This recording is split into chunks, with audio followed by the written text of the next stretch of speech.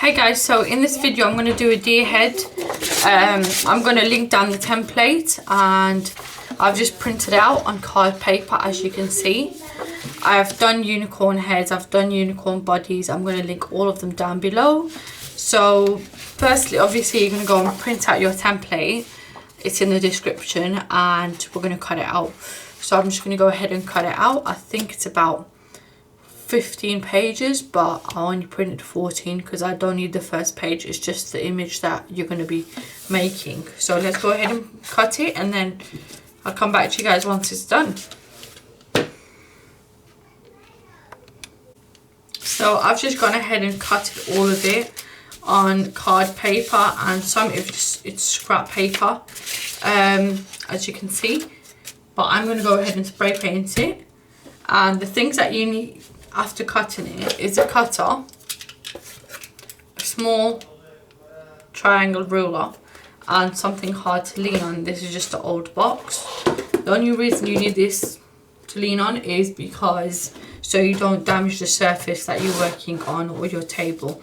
So we're going to go ahead and score it, all of these lines, as you can see.